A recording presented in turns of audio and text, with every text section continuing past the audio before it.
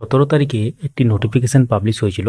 সেখানে বলা হয়েছিল যে সেকেন্ড এসএলএসটির জন্য যে ফার্স্ট ফেজ কাউন্সিলিং সেটা অনুষ্ঠিত হবে এবং তার যে শিডিউল সেটা কিন্তু সামনে এসেছিল।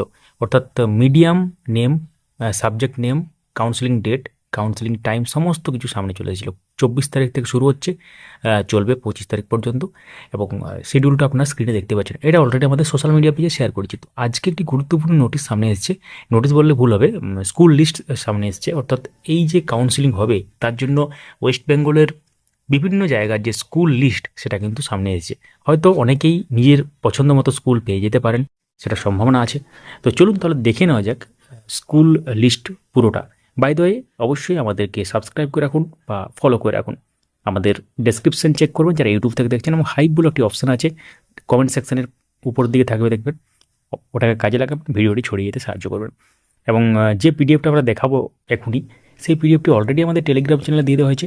টেলিগ্রামে গিয়ে সার্চ করুন আপডেট মাস্টার 4 এবং সেখান থেকে পিডিএফ ডাউনলোড করতে পারবেন। তাছাড়া ডেসক্রিপশনে লিঙ্ক দেওয়াই আছে। এসএসসি সেকেন্ড এসএলএসটি এটা একাদশ দ্বাদশের ব্যাপার। একাদশ দ্বাদশের ক্ষেত্রে যে ফার্স্ট ফেজের কাউন্সিলিং, তার জন্য স্কুল লিস্ট সামনে চলে এলো। দেখতে পাচ্ছেন বিভিন্ন রিজিয়ন অনুসারে আছে, একদম পরপর ভ্যাকেন্সি কোড দেওয়া আছে।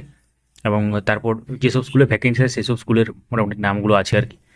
তো এটা আপনারা চাইলে দেখতে পারেন। 30 পাতার এই পিডিএফটি আমাদের টেলিগ্রাম চ্যানেলে দিয়ে দেওয়া হয়েছে, আগেই বললাম। তো আপনারা কমেন্টে জানাবেন যে এই মুহূর্তে আপনি কোন জেলা থেকে ভিডিও দেখছেন বা আপনার নিজস্ব জেলা কোনটি। ভিডিওটি লাইক করুন, সবাইকে শেয়ার করুন যাতে ব্যাপারটা সবাই বুঝতে পারে। Thank you.